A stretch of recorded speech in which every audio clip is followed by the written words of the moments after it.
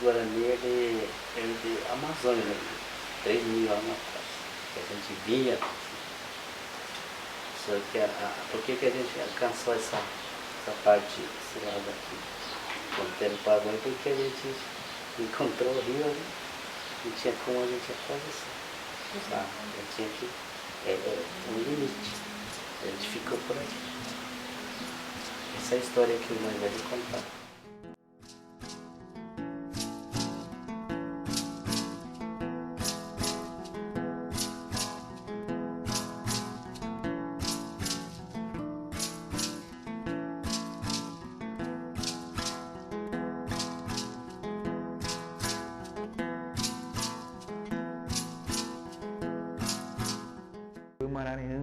El Burino Maranhão es el paraíso, que es la tierra sin mal, tierra, mal, y sería sin mal, el sería el sin mal, sin mal. Es una especie de paraíso, nosotros los blancos, o quien se considera blanco, podría decir que es una especie de paraíso, pero es un paraíso terrenal, no es un paraíso en el cielo que uno como los cristianos puedan identificarlo, es un paraíso terrenal. A gente acredita que o Deus, assim, nosso maior Deus, assim, que já tinha criado o mundo para cada povo, que essa América era para ser sobre o índio. Tem a África que são também, tem a América, tem a Europa que são todos. Só que infelizmente descobriram a nossa América e fizeram o que fizeram hoje, sabe? Para assassinar, expulsar da nossa casa. A chegada do Colombo é nas Antilhas, né? E ali havia já uma população que vivia nessas ilhas, né? Tainos e alguns termos étnicos, mas é muito complexo tentar falar em termos de América, né? O meu orientador tem um texto bem bacana onde ele fala que parece assim, a Ásia ocupou um lugar no imaginário europeu da época da 1600, que é assim, os asiáticos são o passado do mundo, os europeus o presente do mundo, os homens nativos que estão colonizando o mundo todo, e os índios ocupam no imaginário europeu esse lugar como da infância no mundo. Então, se no início a Amazônia é criada como um lugar idílico, paradisíaco, que lindo, todo mundo vive em harmonia, tem abundância de comida, porque na época a Europa passava fome e na América do Sul não se passava fome. Então é uma imagem do paraíso. Logo depois, nos anos subsequentes, passa a ser pintado já como um certo inferno verde. Assim. É o lugar da guerra, do canibalismo, da antropofagia, passa a ser visto como o lugar da selvageria, da falta de civilização, da falta de boas maneiras, da falta de roupa, da falta de religião. Outras metáforas de materiais que aparecem são o Anchieta usa, que os índios são como o ferro duro, o ferro, né? Então o missionário precisa ser como o ferreiro, né? Precisa martelar, né? E talvez uma das imagens, outra imagem que persiste bastante é a ideia da inconstância do indígena. O padre Vieira escreve para a Europa, né, para a sua organização religiosa, como ele escreve, dizendo, os índios não são convertidos, não são fiéis, que eu posso comparar com uma estátua de mármore.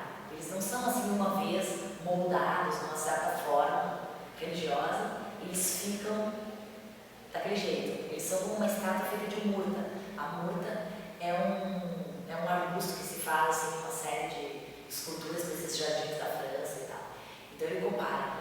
Se a gente faz a escultura ficar naquele formato, no dia seguinte, no lugar onde tinha um olho, nasceu um galho novo. Onde tinha 5 dedos, nasceu mais um, agora são 6. Eles não estão pessoas que se converteram, e essa conversão, para espanto do Padre Vieira, que certo está acostumado a converter outro tipo de gente, sei lá quem ele estava acostumado a converter, mas ele faz essa comparação. Os índios não se convertem e viraram uma outra coisa. Esses ibéricos, então, estavam marcados muito pela experiência da ideia da reconquista da Península Ibérica, né? O processo de reconquista traz primeiro essa ideia da guerra religiosa cristã, né? Que de certa forma até hoje tem os seus desdobramentos, né? Então esse é um fator, a ideia de expansão do cristianismo, de expansão da religião. El dios de los guaraníes es el ñanderú. El ñanderú es nuestro padre, y que el blanco lo cambió para nuestro ñandeyara, nuestro dueño. Entre nuestro dueño y nuestro padre, que era original de los guaraníes, hay mucha diferencia. Del padre yo soy hijo y del dueño yo soy esclavo. Entonces hasta el dios de los guaraníes lo cambiaron, ¿no? Entonces el paraguayo conoce más como el dios como ñandeyara y no como ñanderú, como lo conocen los indígenas, los originarios, ¿no? Guaraníes. Os mitos, eles estão sempre se transformando. Então a gente pode considerar, eu como sou antropóloga considero tudo mito.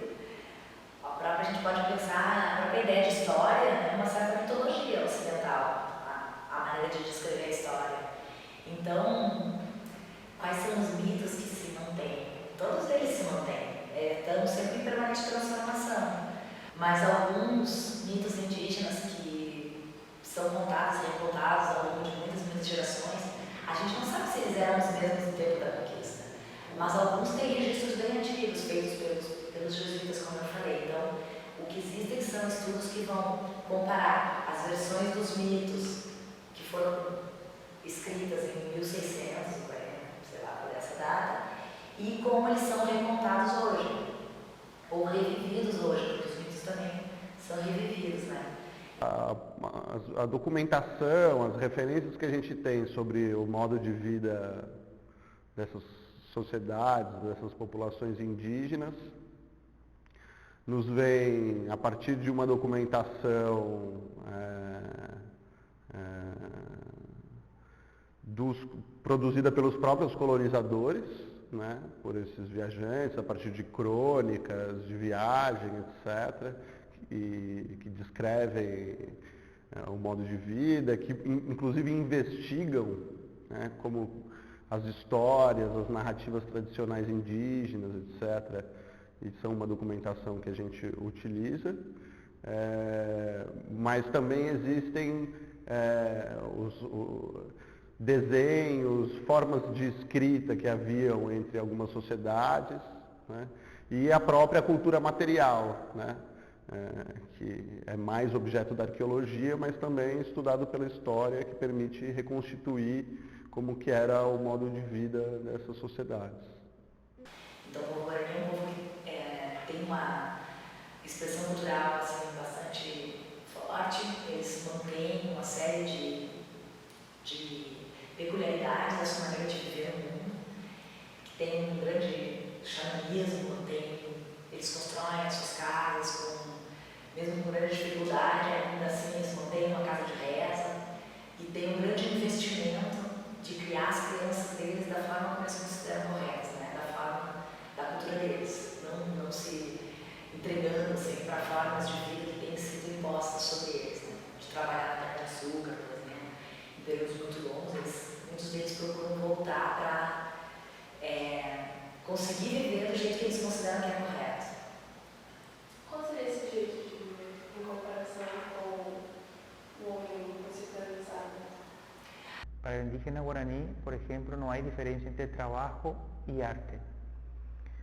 Cuando nosotros intentamos traducir, por ejemplo, la palabra trabaja en arte, entonces fue una dificultad muy grande traducir esa frase, trabajar en arte. ¿Por qué? Porque trabajar se dice en Baapo y arte también es en Baapo. Entonces vas a traducir Baapo en Baapo, porque para el indio no hay diferencia entre el trabajo y el arte, porque el arte es un trabajo. Todo lo que ellos hacen, desde la preparación de la comida, artesanía, dormir, pasear, el arte de casa, todo es un arte.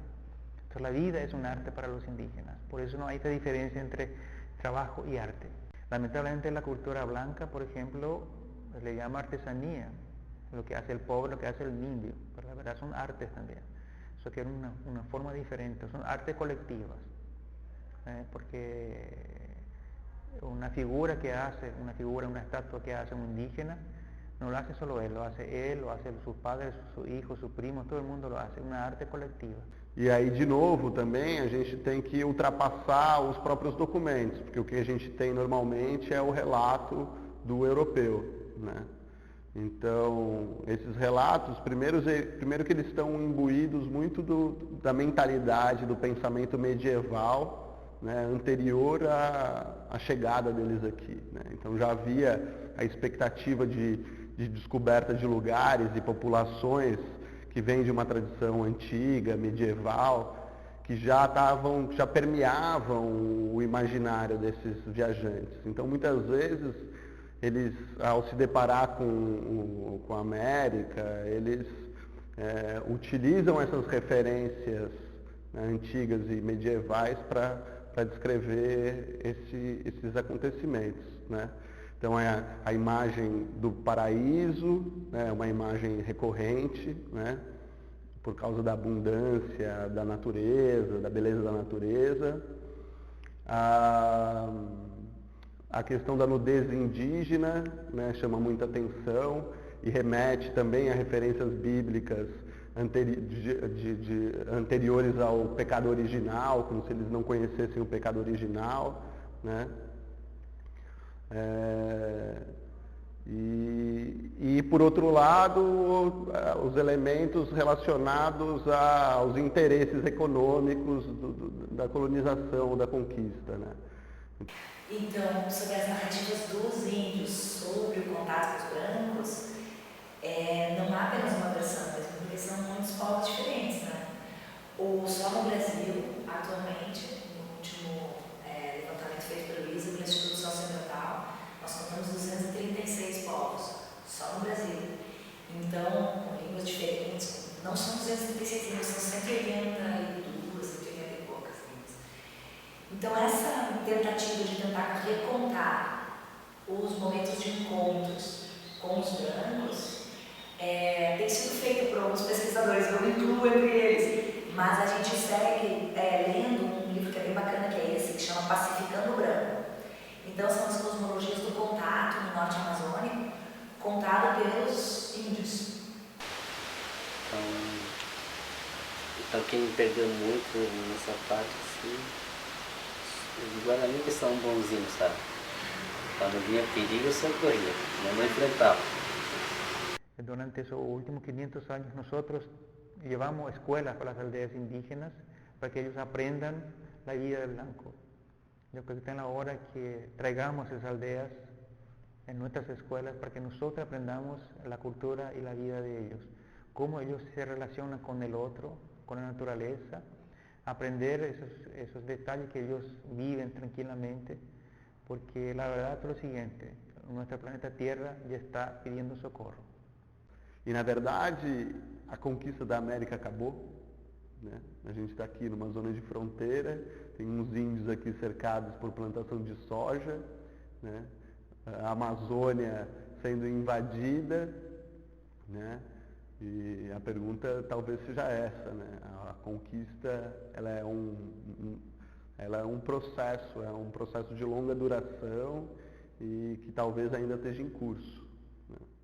La conquista de América pues comenzó en el 1492 cuando llegó aquí. En principio fue el Imperio Español y luego se unieron el portugués, el inglés, el holandés. Então eu sei muito pouco, só mesmo que a gente vê em filmes, nessas reportagens mais básicas mesmo. Se for para definir, por exemplo, o nome de algum conquistador, eu acho que não saberia responder. Assim. Eu já sabia, o patrimônio histórico do meu filho uma vez. Eu aprendi bastante coisa sobre isso quando eu fui lá. É bem interessante.